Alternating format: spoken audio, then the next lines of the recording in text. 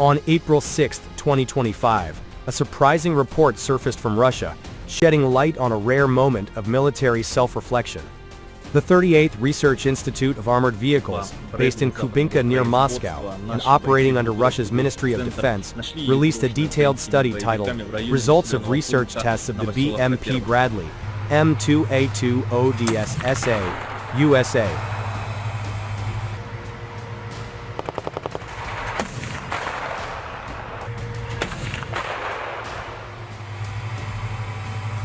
Earlier, of the more than 300 M2 Bradley infantry fighting vehicles Ukraine received from the administration of former U.S. Pres.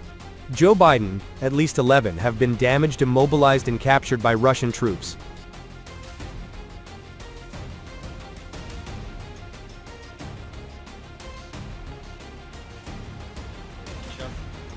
Authored by researchers A.V. Mushin and V.V. Konuchenko, the document analyzed a captured American M2A2 Bradley infantry fighting vehicle, IFV, previously used by Ukrainian forces.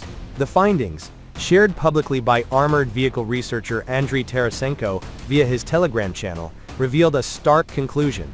The US-made Bradley significantly outperforms Russia's BMP-3 in critical areas like protection, firepower, and crew ergonomics.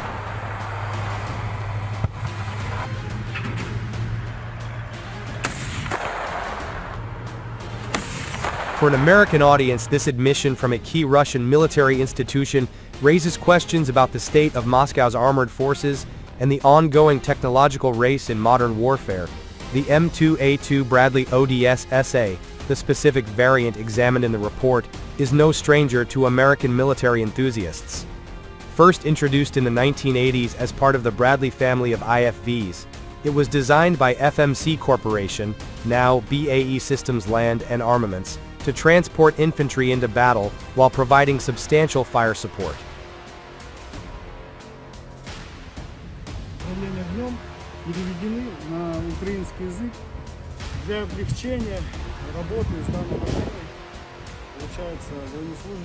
The ODS SA, Operation Desert Storm Situational Awareness Upgrade, implemented after lessons from the 1991 Gulf War, enhanced its electronics, optics, and survivability.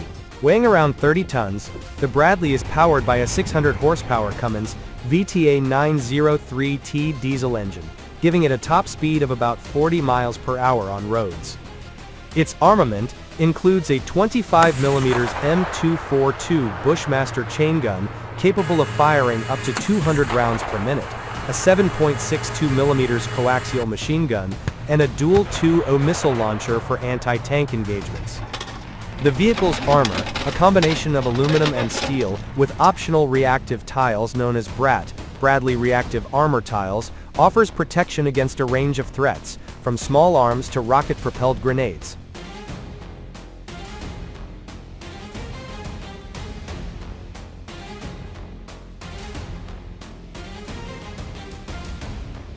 Inside, it carries a crew of 3, commander, gunner, and driver, along with up to 7 infantrymen, though its design prioritizes protection over the lightweight mobility of some competitors. In contrast, the BMP-3, Russia's primary IFV since its adoption in the late 1980s, reflects a different philosophy. Developed by the Kurganmashzavod factory, it weighs approximately 18.7 tons and is equipped with a 500 horsepower UTD-29 engine, allowing speeds up to 43 miles per hour on land, and the unique ability to swim across water obstacles at 6 miles per hour, a capability the Bradley lacks.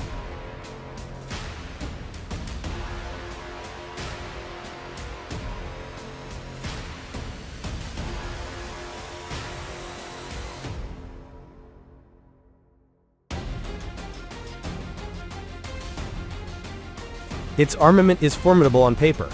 A 100mm 2A70 rifled gun that can fire both shells and guided missiles, paired with a 30mm 2A72 autocannon and a 7.62mm PKT machine gun.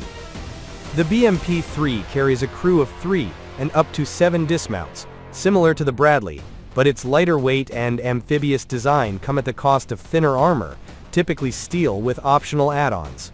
While the BMP-3's firepower is versatile, Its protection has long been a point of contention, especially against modern anti-tank weapons.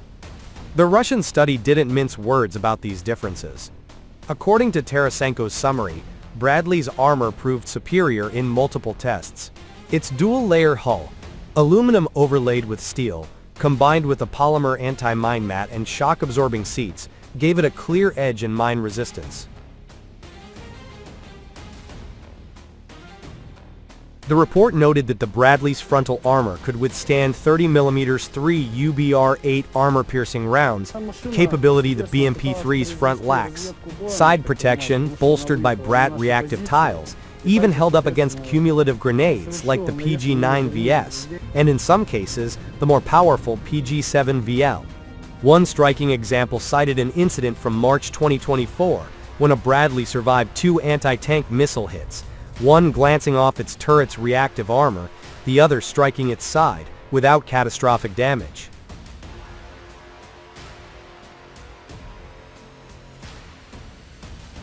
The BMP-3, by comparison, struggles against similar threats unless fitted with additional dynamic protection, which the report admitted is not standard.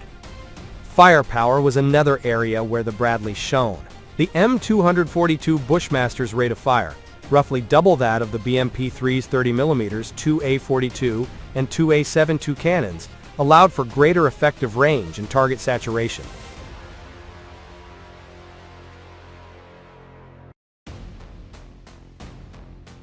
The study also found that the Bradley's 25mm armor-piercing discarding Sabre rounds offered twice the penetration of the BMP-3's 30mm 3 UBR-8 projectiles, a significant advantage in armored engagements.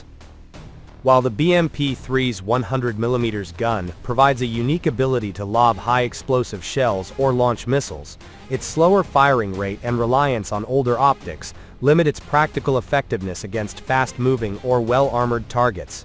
The Russian researchers acknowledged that the Bradley's fire control system, with its advanced thermal sights and laser rangefinder, gave it a precision edge the BMP-3 couldn't match.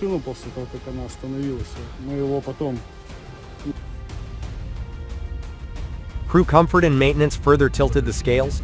The Bradley's larger internal volume, thanks to its front-mounted engine and rear ramp, allows easier movement between the fighting and troop compartments, a feature the BMP-3, with its rear engine and cramped hatches, lacks. The report highlighted the Bradley's repairability, noting that its powertrain, generator, and gun barrel are more accessible, reducing downtime and labor costs. Ukrainian soldiers have echoed this sentiment, with one crew from the 47th Assault Brigade praising the vehicle's survivability after it withstood a mine blast in 2024 without casualties, as reported by the Ukrainian outlet Voenny on Telegram. For American readers, this news is a rare glimpse into Russia's military psyche. The Bradley, a workhorse of U.S. conflicts from Iraq to Afghanistan, has now earned grudging respect from an adversary. Its performance in Ukraine, where Oryx tallies 144 lost by early 2025, far fewer than Russia's BMP losses, reinforces its reputation. Yet the story isn't just about American triumph. It's about a rival admitting weakness and hinting at adaptation, even as its industry strains under war's weight. What comes next? Will Russia overhaul its IFVs, or will economic realities keep it tethered to outdated designs? The answers could shape the next chapter of armored warfare, on battlefields far beyond Ukraine.